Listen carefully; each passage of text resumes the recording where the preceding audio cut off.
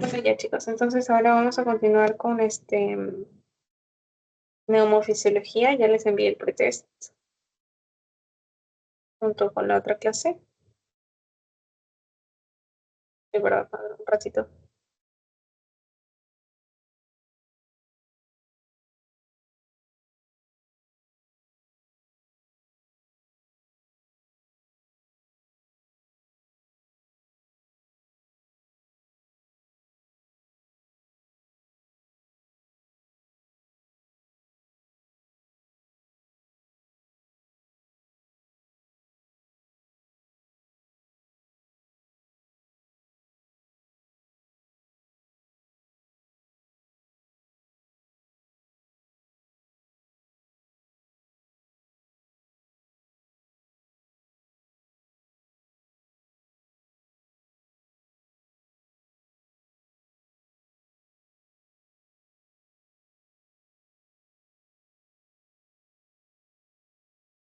Y ahora sí no había enviado.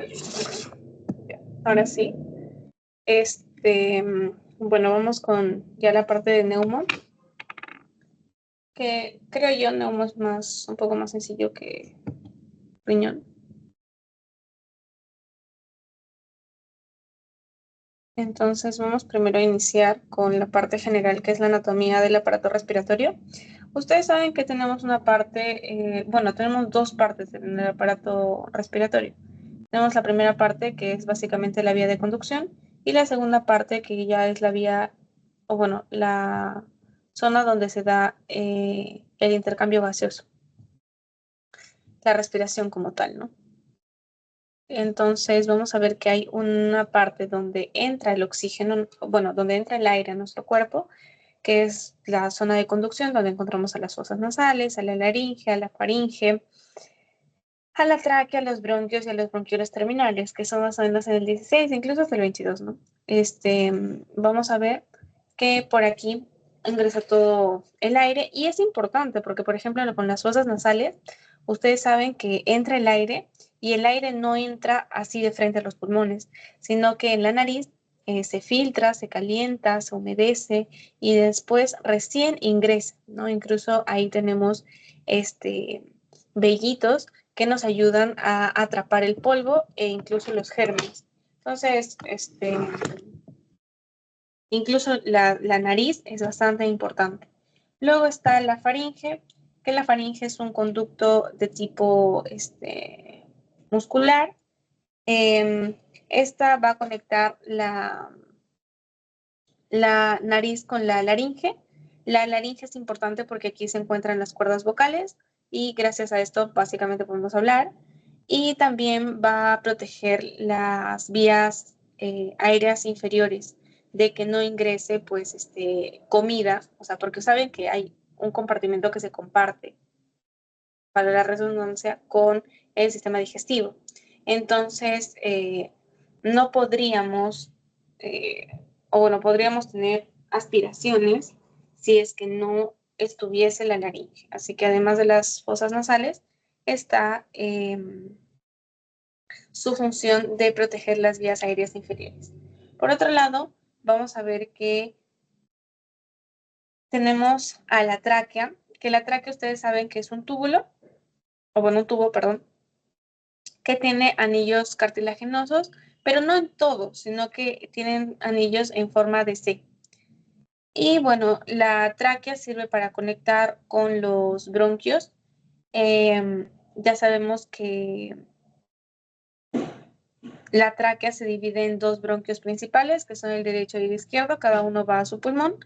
Y estos bronquios luego se van a ir ramificando en bronquios secundarios, en bronquios terciarios, así, se van a ir ramificando hasta que como tal vamos a llegar a los bronquiolos respiratorios como tal y a los alvéolos. En los alvéolos vamos a ver que estas son unas pequeñas estructuras que en histología ya lo habrán visto, que tienen bueno, tienen forma como así microscópicamente como unos saquitos, o sea, si lo vemos en una imagen, así como unos saquitos, y vamos a ver que aquí es donde ocurre el intercambio gaseoso, ¿no?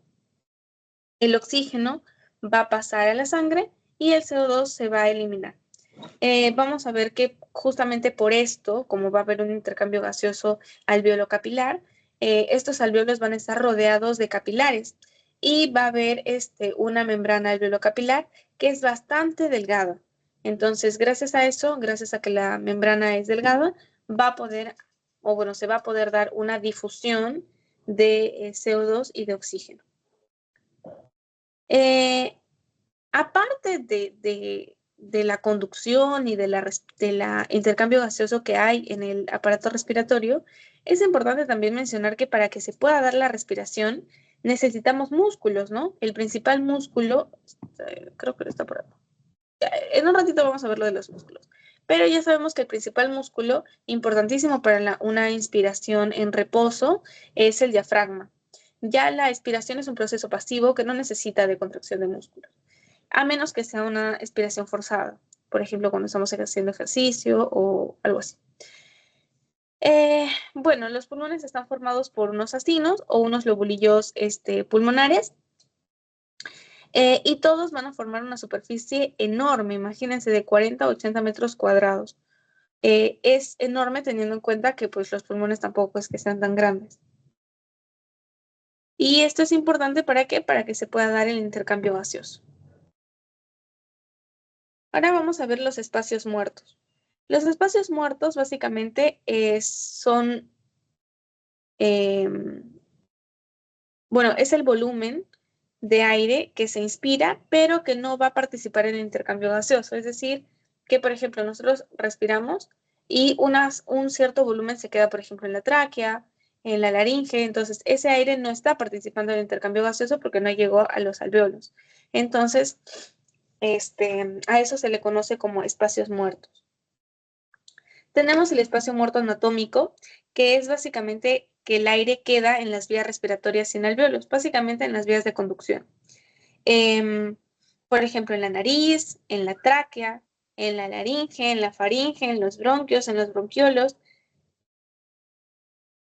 Y básicamente aquí el aire no puede hacer intercambio porque en estas zonas, o sea, en la nariz, faringe, todo esto, solo conducen el aire. No hay un intercambio gaseoso, no hay presencia de alveolos. Los alveolos son los donde se va a dar el intercambio gaseoso.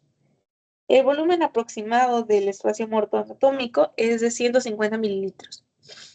Y este siempre va a estar constante, ¿ya?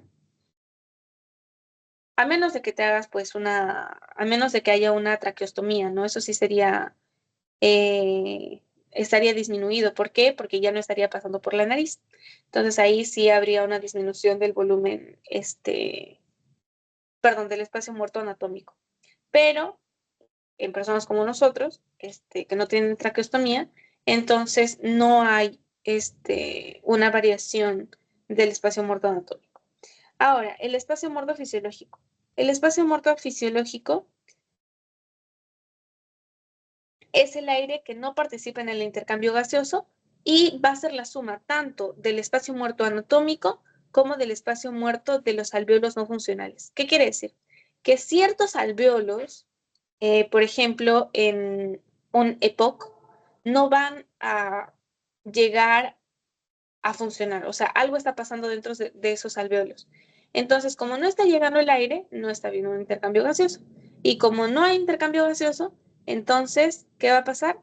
Que el aire no está participando en el intercambio, por lo tanto, se considera un espacio muerto fisiológico. ¿Ya? Entonces, espacio muerto anatómico de las vías respiratorias y el espacio muerto fisiológico de vías respiratorias más alveolos no funcionales. Entonces, aquí vamos a tener, por ejemplo, los alveolos que son ventilados pero mal perfundidos o que son dañados. Ya, vamos a ver que el volumen aproximado es variable. Lo normal es que sea de 150 porque se supone que nuestros alveolos están funcionando bien, pero, por ejemplo, en enfermedades como la embolia pulmonar, no llega la sangre al alveolo, entonces no se está dando un intercambio gaseoso, porque ahí hay un émbolo a nivel del vaso, entonces no llega la sangre, no hay perfusión, entonces el aire sale así nomás, porque no ha habido un intercambio gaseoso. O en casos como de EPOC, que es una enfermedad obstructiva.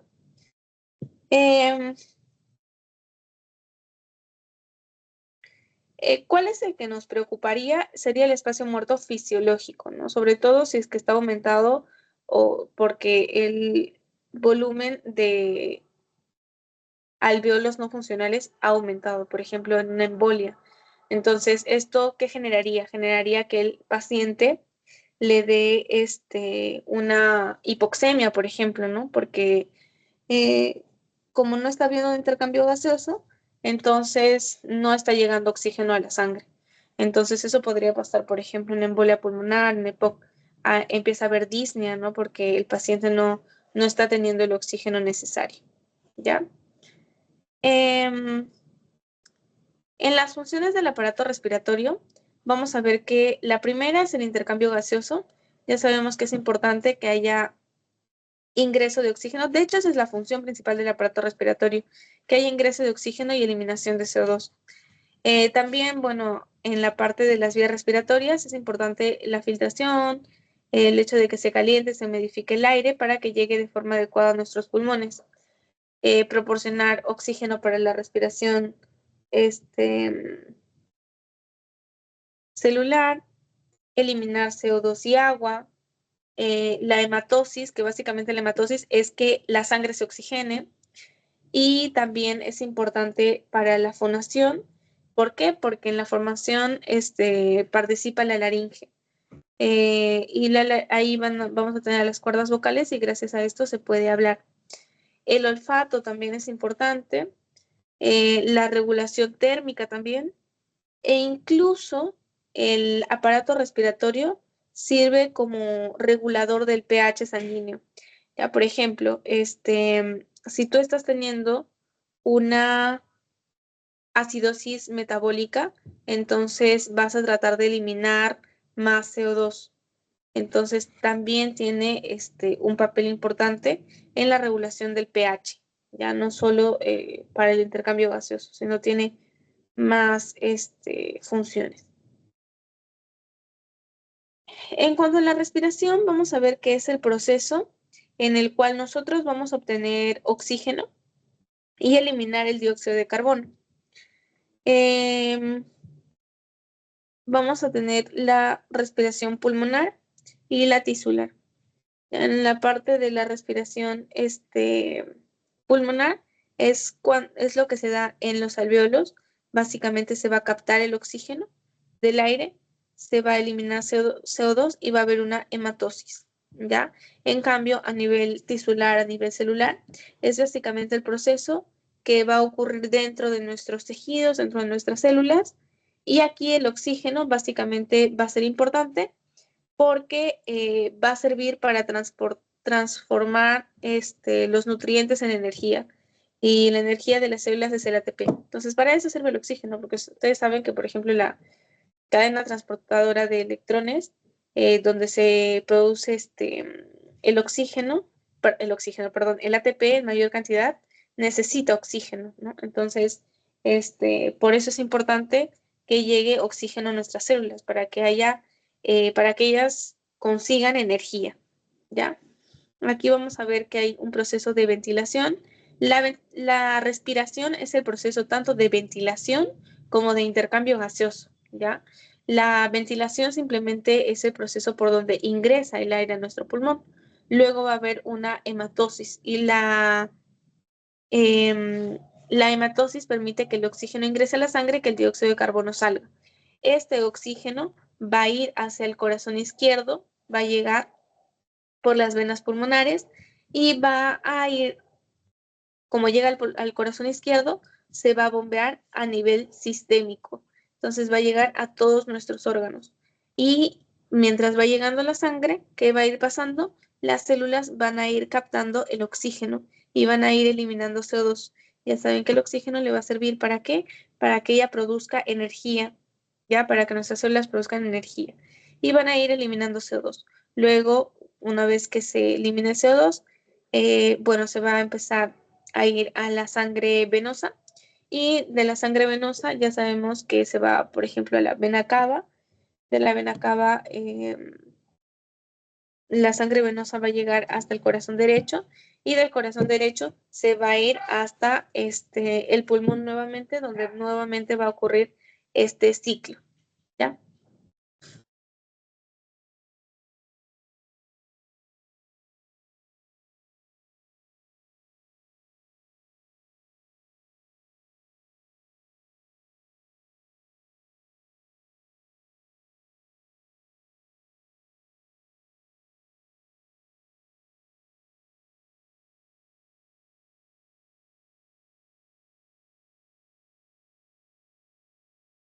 Ya, entonces eso nos referimos con la respiración. ¿Ya? Entonces, como les decía, la ventilación pulmonar es el proceso básicamente donde los gases son transportados del exterior hacia los alvéolos y viceversa, ¿no? O sea, ingresa y sale el aire de los pulmones. Solo esa es la ventilación, o sea, básicamente la conducción, el movimiento de aire, ¿ya? El objetivo es transportar oxígeno a los alvéolos para que ahí se dé la hematosis y se elimine el CO2, pero no el intercambio gaseoso, sino solo la conducción, ¿ya? Entonces, bueno, esta ventilación ya sabemos que se da por la expiración, donde nosotros inhalamos y, bueno, el aire ingresa a nuestros pulmones. Y en la expiración, donde todo el aire, pues, sale de nuestros pulmones. Ahora, es importante porque vamos a tener unos valores exactos de cuál es el volumen, por ejemplo, de aire que debe ingresar a nuestro cuerpo, cuál es el volumen de aire que debe salir. Si tú tomas una inhalación profunda, ¿cuánto deberías inhalar? Y todo eso es importante porque nos permite que si algo está disminuido, está aumentado, etcétera, nos permite hallar patologías. ¿Ya? Entonces vamos a ver, por ejemplo, el volumen tidal. El volumen tidal es también conocido como el volumen corriente, o sea, tidal o corriente es lo mismo, y es básicamente el volumen de aire que entra y sale en una respiración normal. Es de 500 mililitros. Entonces ustedes, por ejemplo, ahorita están respirando y eso que están respirando ahorita, 500 mililitros. ¿Ya?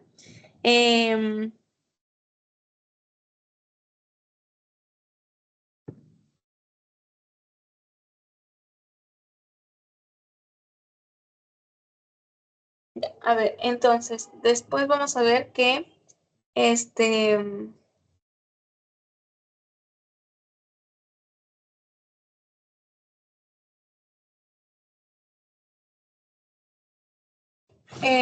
bueno, la frecuencia respiratoria, ya sabemos que lo normal es de 12 a 20 respiraciones por minuto. La ventilación pulmonar es entonces 500 por 12, que sería de 6.000 mililitros por minuto.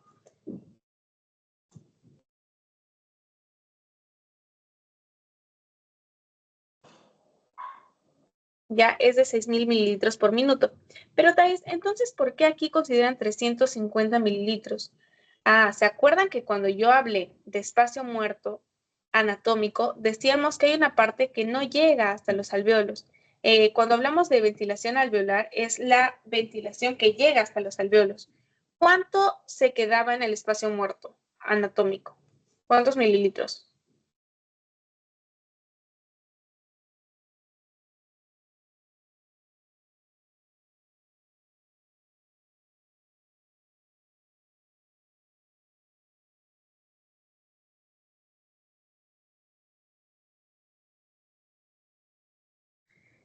Era 150, ¿no? 150 mililitros, el espacio muerto anatómico. Espacio muerto anatómico. Ese es el espacio muerto anatómico, 150 mililitros. Entonces tú le restas 500 menos 150 y eso te da 350 mililitros. Lo multiplicas por la frecuencia respiratoria, que son 12 respiraciones por minuto, y te da un volumen de 4.200 mililitros por minuto. Ahora, redondeándolo, vamos a ponerlo en 4.000, ¿ya? 4.000. Ahora, es importante que nosotros sepamos que hay una relación ventilación-perfusión y es importante porque esto nos va a ayudar a saber si es que es un patrón restrictivo, obstructivo, que lo vamos a ver más adelante.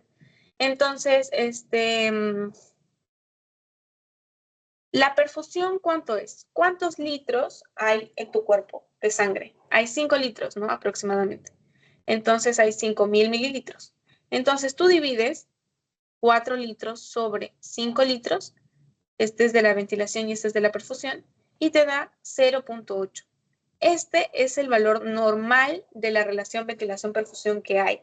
Si es que, por ejemplo, un alveolo, como habíamos hablado en el caso de la embolia, un alveolo está bien ventilado, ¿no? Llegan los 4 litros, pero está mal perfundido, o sea, hay un émbolo, o sea, nada de sangre está pasando 0, entonces esta relación va a ser infinito. En caso de que un alveolo esté mal ventilado, o sea, hay 0, porque no sé, de repente hay mucho moco, hay pus en ese alveolo, pero está bien perfundido, o sea, llega igual 5 litros, ¿qué va a pasar? Aquí la relación sería de 0.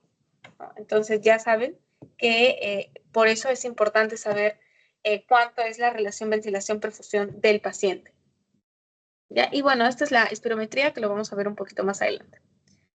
Ahora sí vamos a hablar de la mecánica respiratoria y básicamente aquí hablamos sobre los músculos. Vamos a ver que en la inspiración es un proceso activo. En sí ya saben que la respiración dura 5 segundos, por eso es que en un minuto tenemos aproximadamente 12 respiraciones. Entonces la inspiración nos toma 2 segundos. Aquí tenemos a un músculo bastante importante que es el diafragma. El diafragma en la inspiración se va a contraer y el diafragma cuando se contrae baja, ¿ya? Baja. Y entonces eso hace que como baja, el tórax se puede expandir. Y así es que se llenan los pulmones de aire. Aparte, también pueden intervenir otros músculos, por ejemplo, los intercostales externos. Como están afuera, están jalando básicamente la caja torácica, haciendo o permitiendo que los pulmones se puedan llenar de aire. Y entre los músculos accesorios vamos a tener al escaleno, al esternocleidomastoideo, a los músculos de las alas de la nariz, etc. En la expiración vamos a ver que este sí es un proceso pasivo, y la expiración no necesita de músculos, sino la expiración se da por una característica importante del pulmón, que es la elasticidad. ¿Qué es la elasticidad del pulmón? Es la capacidad del pulmón para volver a su forma normal. ¿Ya? Entonces, la capacidad del pulmón para volver a su forma normal, hace que nuevamente se elimine el aire. ¿Ya? En ejercicio y en hiperventilación sí es necesario de músculos accesorios, por ejemplo los intercostales internos, que jalan los músculos hacia adentro, haciendo que la caja torácica disminuya su tamaño y por ende la presión aumente y el aire sea exhalado. Y también vamos a usar músculos abdominales como los rectos abdominales. Entonces, bueno, acá dice un poco de lo mismo, ¿no? Que los intercostales externos se contraen, las costillas se elevan en la inspiración, el diafragma se contrae y los pulmones bajan, haciendo que se expandan. En la expiración vamos a ver que los músculos intercostales internos se relajan, las costillas bajan y el diafragma se relaja también. Hasta ahí está todo claro para pasar a la presión alveolar. Todo claro. Sí, todo.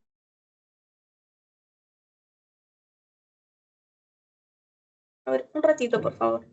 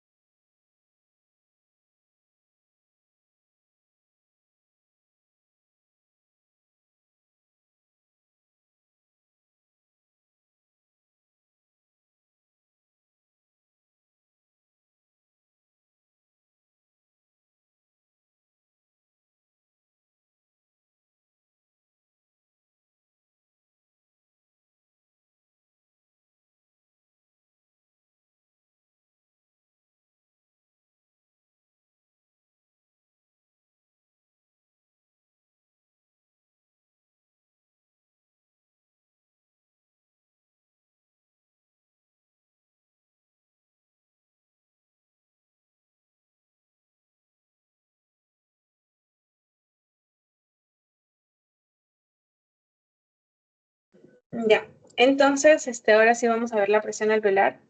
¿Qué pasa en la inspiración y qué pasa en la expiración? En la inspiración vamos a ver que la presión alveolar va a disminuir y se va a volver negativa. ¿Por qué? Porque básicamente hay una ley que nos dice que a menos presión hay más volumen y a más presión hay menos volumen. Entonces,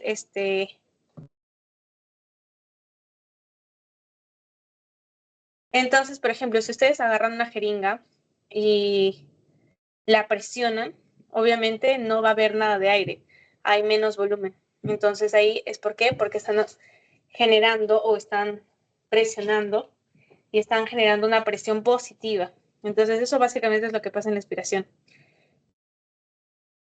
Como la caja torácica se reduce, hace que haya más presión y que de esa forma el aire se expulse.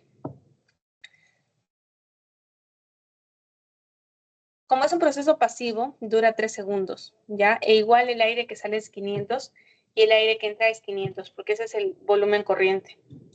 En la inspiración, la presión disminuye. Si la presión disminuye, el volumen aumenta. Entonces, los pulmones se pueden llenar de volumen de aire. Y este proceso dura 2 segundos.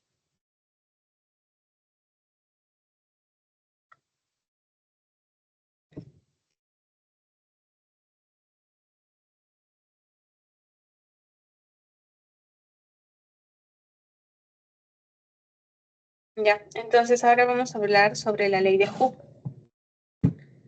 Básicamente, nos dice que la ley de Hooke nos dice que la fuerza para poder estirar un, un material, en este caso, por ejemplo, los pulmones, es proporcional a cuánto se estire, ¿ya? Entonces, aquí, en el caso del pulmón, vamos a ver que la presión que se aplique va a ser igual a la rigidez pulmonar, que es la rigidez es inversa a la distensibilidad, multiplicado por el cambio de volumen pulmonar, o sea, por la diferencia que haya, ¿ya? En el caso de un pulmón que es sano y complaciente, o sea, a qué nos referimos con complaciente? Que es elástico. Ya sabemos que la elasticidad quiere decir que regresa a su forma normal.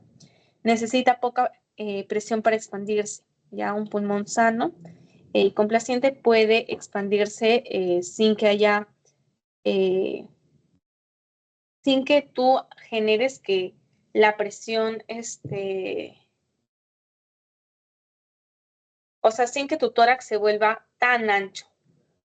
Por ejemplo, las personas que tienen problemas a nivel pulmonar necesitan, por ejemplo, uso de músculos accesorios, como si estuviesen corriendo. ¿Por qué?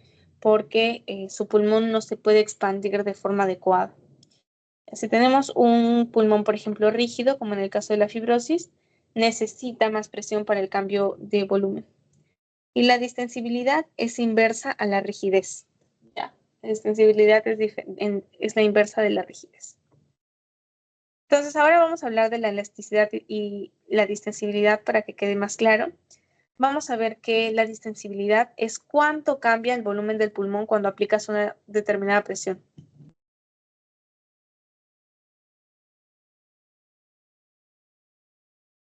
O sea, básicamente es cuánto el pulmón se va a expandir. A diferencia de la elasticidad, que es lo contrario, es la tendencia del pulmón a volver a su forma natural, que les dije, ¿no? O sea, ya se expandió, ya, eso es la distensibilidad. Ahora tiene que volver a su forma normal en la expiración, esa es la elasticidad. La distensibilidad se va a ver afectada, por ejemplo, por fibras elásticas que tienden a retraer el pulmón y por la tensión superficial alveolar.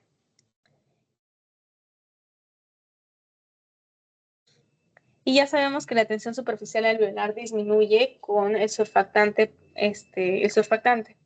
Entonces, el surfactante lo que va a hacer es reducir la tensión y mejorar la distensibilidad. ¿Ya? Entonces, por ejemplo, ¿qué va a pasar en los niñitos o en los bebitos que nacen prematuros y no tienen surfactante? Entonces van a tener más tensión superficial alveolar. O sea que se va a ver alterado, se va a ver alterado la distensibilidad de sus pulmoncitos. Y bueno, la elasticidad es la capacidad para volver a su forma normal. Si el pulmón pierde su elasticidad, por ejemplo, en el caso de un enfisema, ¿no? Es cuando básicamente los alvéolos se rompen. Entonces, es más fácil, como están rotos, están abiertos, entonces el pulmón es más fácil que se abra. O sea, es más, por así decirlo, distensible. Pero para que vuelva a su forma normal es más complicado. Entonces no va a recuperar su forma. Eso es lo que pasa en el enfisema. Ahora, ¿qué pasa en la fibrosis pulmonar? En la fibrosis pulmonar, por otro lado, el pulmón tiene mucha elasticidad, o sea, quiere volver a su forma normal, tiene mucha tendencia a volver a su forma normal. Y como les dije, la elasticidad y la distensibilidad son opuestos. Si tiene más elasticidad, entonces tiene menos distensibilidad. Entonces, el paciente que tiene fibrosis pulmonar le cuesta expandir sus pulmones. ¿Ya?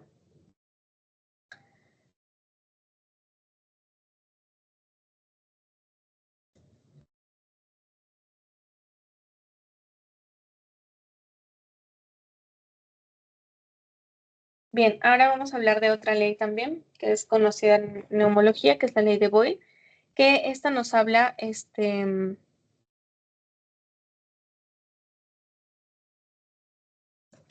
básicamente nos dice que el volumen de un gas es inversamente proporcional a la presión que se ejerce. ¿Ya? Entonces vamos a ver que como la presión por el volumen es constante, entonces si tú aumentas la presión, ¿qué tendría que pasar con el volumen? Tendría que disminuir. Y si tú disminuyes la presión, el volumen tendría que aumentar, porque esto es igual a una constante. Presión por volumen es igual a una constante. Entonces, por ejemplo, en la inspiración, el volumen aumenta. Entonces, ¿qué pasa? Si el volumen está aumentando, la presión tiene que disminuir y el aire entra al pulmón. Justo también lo que les decía, ¿no? Que cuando la presión disminuye, el aire puede ingresar al pulmón.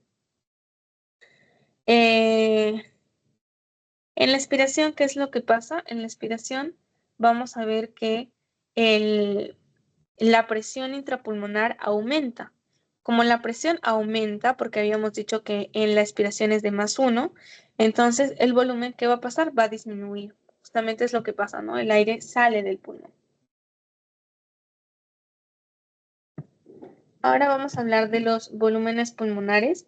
Vamos a ver, bueno, ya lo vimos, que es el volumen tidal.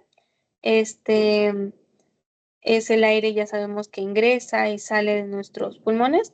Y generalmente es de 500 mililitros. Luego vamos a ver al volumen de reserva inspiratoria. El volumen de reserva inspiratoria es el aire que puedes inhalar después de que ya inhalaste los 500, ¿no? Entonces, cuando tú ya inhalaste los 500 y luego inhalas más, tú puedes llegar hasta 3.000 mililitros, ¿ya? Luego está el volumen de reserva expiratoria, que es el aire que puedes exhalar después de que exhalaste normal, o sea, es una exhalación forzada, o sea, intenten exhalar, ahí ya, normalmente, entonces ahí ya botaron 500, intenten exhalar todo lo que puedan y van a llegar a 1.100 mililitros, ¿ya? Y el volumen residual, no se puede medir, o sea, no lo podrías medir, calculándolo de forma tradicional con el espirómetro. ¿Por qué? Porque el volumen residual siempre se va a quedar en los pulmones. Aunque tú exhales todo lo que tú quieras, no lo vas a poder exhalar. Siempre 1.200 se van a quedar en los pulmones. Justamente como les decía, esto no se puede medir directamente con un espirómetro, sino que se requiere, por ejemplo, la pletismografía corporal o la dilución de helio. Ya ahí vamos a saber más o menos cuánto de volumen está quedándose como volumen residual. En cuanto a las capacidades pulmonares, vamos a tener 4 capacidades pulmonares. Tenemos la capacidad inspiratoria. La capacidad inspiratoria es la cantidad máxima que podemos inhalar y exhalar. En total, entonces, básicamente la capacidad inspiratoria es el aire que se puede inspirar. Entonces, es básicamente el volumen tidal más el volumen residual inspiratorio. Entonces, el volumen tidal era de 500, el volumen residual inspiratorio es de 3000, entonces la capacidad inspiratoria es de 3500. ¿Ya? La capacidad residual funcional es el volumen que se queda en los pulmones después de una expiración normal, no una expiración forzada, que después de una expiración forzada se queda el volumen residual, pero no. Aquí es lo que se queda después de una exhalación normal. Entonces se suma el volumen de reserva inspiratoria, perdón, el volumen de reserva expiratoria más el volumen residual, que sería 1100 más 1200. 1100 más 1200 del volumen residual. Y eso da 2300, ¿no? 2300, que es la capacidad residual funcional. Luego está la capacidad vital, que aquí sí tenemos que sumar tres parámetros, que es el volumen tidal, que es de 500, el volumen de reserva inspiratoria, que es de 3000, y el volumen de reserva expiratoria, que es de 1100. Entonces aquí vamos a ver que nos saldría 4600. Esa es la capacidad vital. Y por último, la capacidad pulmonar total, o sea, todo el aire que puede ingresar al pulmón, ¿cuánto sería? Sería la capacidad vital, que ya lo calculamos, que es de 4600, más el volumen residual, que sería de 1200. O sea, sería 5800.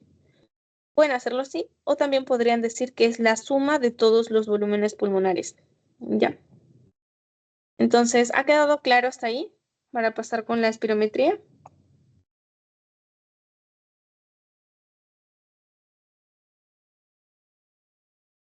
Ya, bueno, vamos a pasar con la espirometría entonces.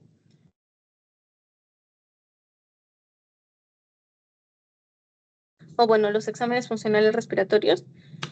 Los exámenes funcionales respiratorios van a ser básicamente unas pruebas que van a ser importantes porque nos van a servir para pacientes que tengan algún problema, por ejemplo, neumológico, para saber cuál es su capacidad de los pulmones para básicamente la ventilación, ¿no? Para que a ver cuánto aire ingresa, cuánto aire sale, etcétera. Vamos a tener a la flujometría. La flujometría es básicamente la medición del flujo expiratorio pico con un dispositivo que es bastante sencillo. Aquí vamos a evaluar la severidad del asma, del EPOC, se evalúa la respuesta a tratamiento y se detecta deterioro silencioso. ¿Cómo se usa? Bueno, el paciente va a inhalar profundo y va a soplar fuerte en el medidor y se va a repetir 3 veces. El mejor valor que se obtenga, ese se va a manejar.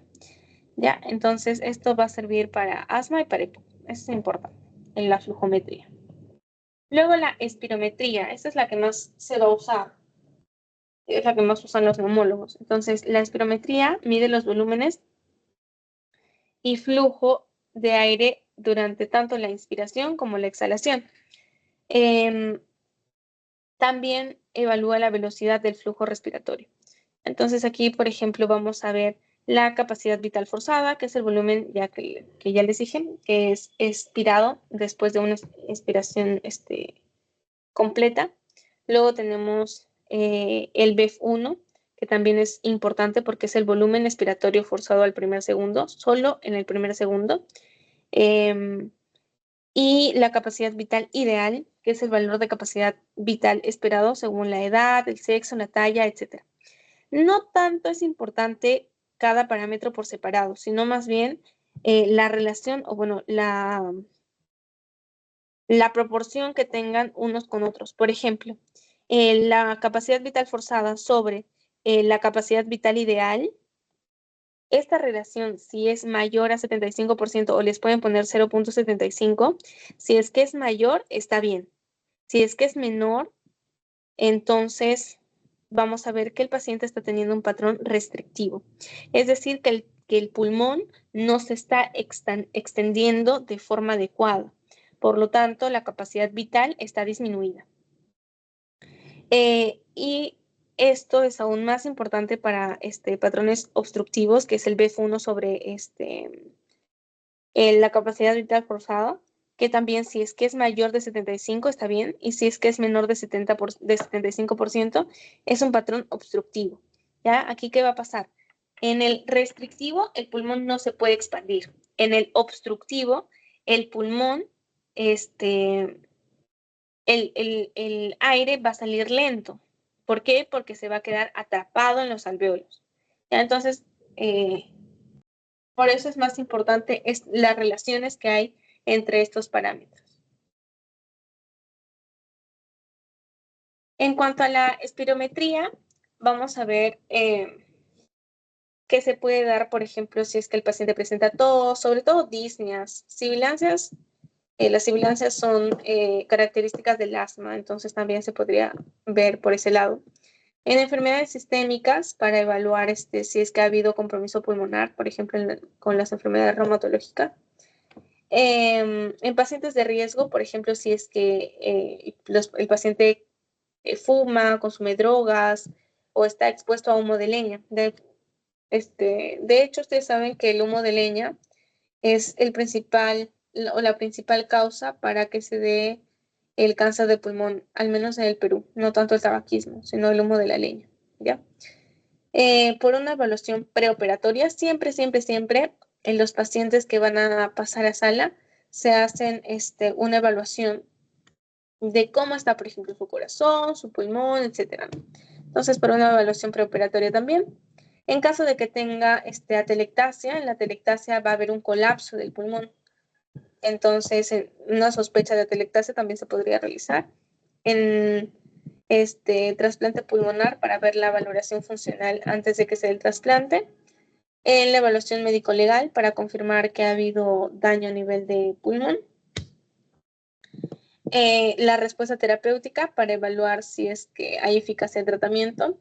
O sea, por ejemplo, a un paciente que tiene asma le dan corticoides y luego lo citan para que luego nuevamente se le haga la espirometría, a ver si es que con los corticoides se está mejorando. Y bueno, para estudios epidemiológicos. ¿Cuándo está contraindicado una espirometría? Está absolutamente contraindicado cuando hay un neumotórax o un neumomediastino. ¿Por qué? Porque el paciente va a tener que hacer esfuerzo. Entonces, como va a tener que hacer esfuerzo en el neumotórax o en el neumomediastino, va a empeorar la situación. En caso de aneurisma también, porque al hacer esfuerzo aumenta la presión. Entonces, un aneurisma no se busca que haya más presión, sino que haya menos presión. El desprendimiento de la retina, también se busca que no se haga mucho esfuerzo. Tuberculosis activa o influenza, porque bueno, te podría contagiar. Sondra o drenaje torácico, porque al hacer presión podrías causar efectos adversos. Si el paciente no quiere, también no lo haces. En caso de que haya hemoptisis o vómitos, porque se hace la espirometría usando la boca. Entonces, si es que hay hemoptisis, si hay vómitos, entonces no se va a poder realizar el examen.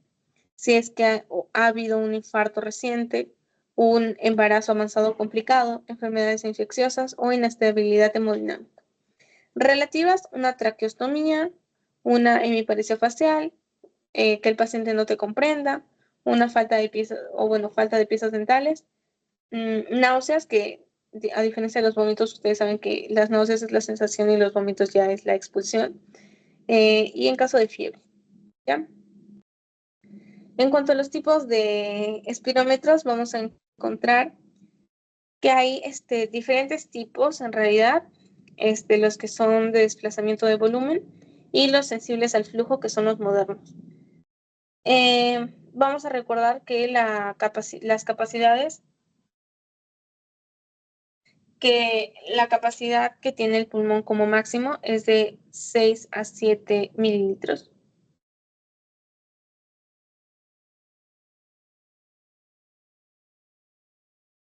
A 7.000, perdón, 7.000. ¿Cómo se llama la capacidad de aire que queda dentro de una persona al final de una expiración normal? Es la capacidad residual funcional. Y bueno, ya esto ya lo mencioné, no todos los volúmenes y todas las capacidades que ya hemos ido mencionando. Ahora vamos a hablar sobre los principales parámetros espirométricos. Vamos a hablar sobre la relación, como les decía. Bueno, esto ya también les he mencionado. El que no mencioné es el FEF 2575. Es básicamente el flujo expiratorio que se mide entre el 25 y el 75% del volumen expirado total. O sea, ¿cuánto debemos expirar? Ya, o sea, ¿cuánto debió expirar el paciente? ¿El 75%? Ya, desde ahí hasta hasta del 25 al 75% vas a ver cuánto flujo hubo. Y esto es importante porque este BEF 2575 ayuda a evaluar los bronquios de pequeño calibre. Y estos son los primeros en obstruirse. Entonces, es importante ver para identificar que hay una obstrucción temprana. ¿Ya? Los patrones anormales, bueno, van a ser obstructivos y restrictivos. Vamos a ver que en la clínica el patrón obstructivo va a presentar disnea, expiración alargada, tórax en tonel, uso de músculos accesorios, respiración de labios fruncidos. ¿Qué va a pasar aquí en el obstructivo? El paciente no va a poder eliminar el aire. Entonces, por ejemplo, en el EPOC el aire entra, pero es difícil que salga.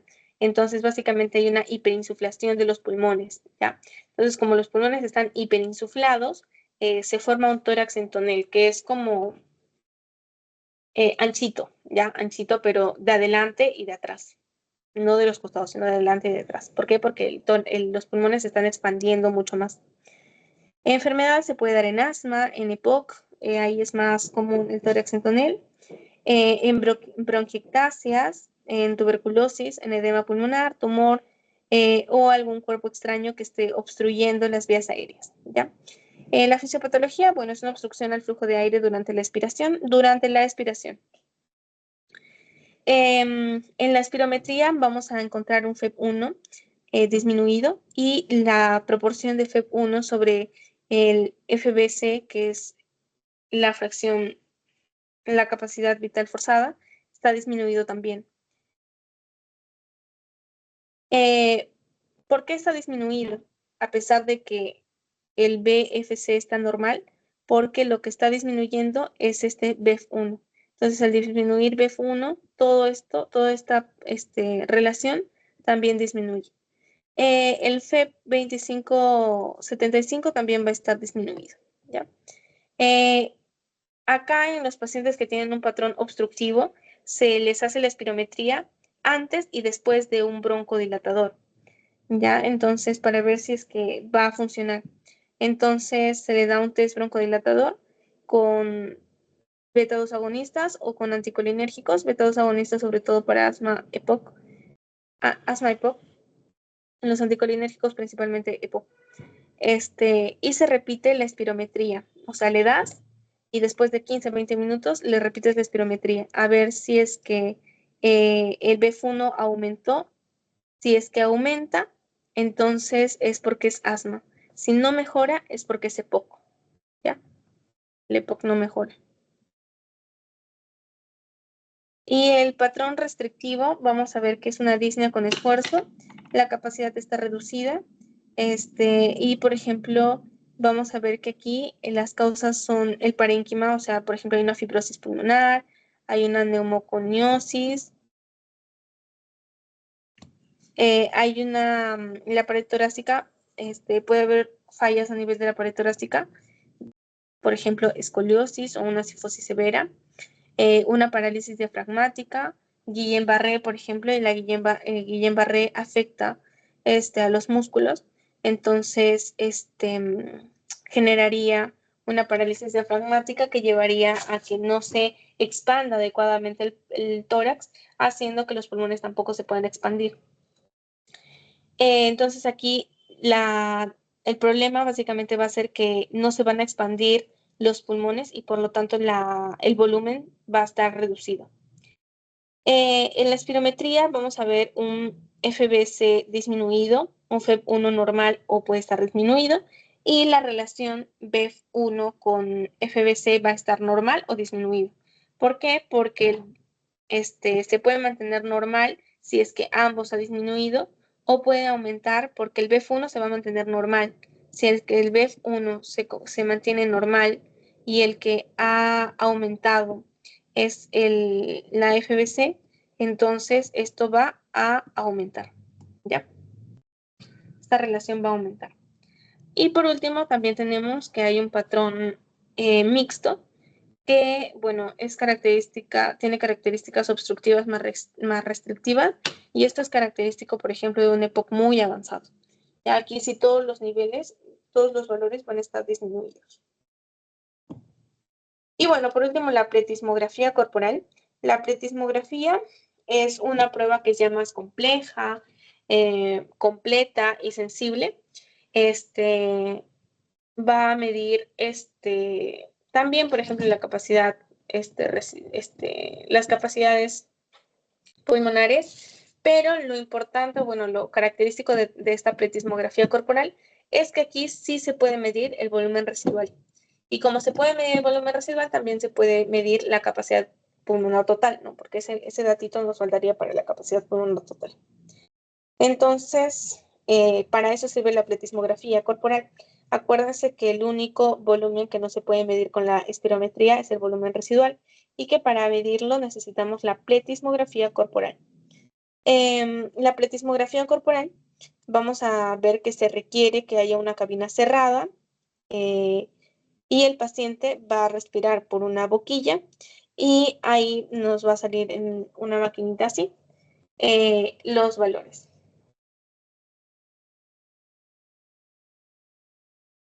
Bueno, chicos, eso sería todo entonces. Voy a compartirles el post-test, y bueno, nos estaríamos viendo entonces la próxima clase, ¿ya? Ahorita les voy a pasar también el PPT para que puedan repasar, e igual voy a subir la clase grabada a YouTube. Chicos, hasta luego. Hasta luego, gracias. Hasta luego, gracias.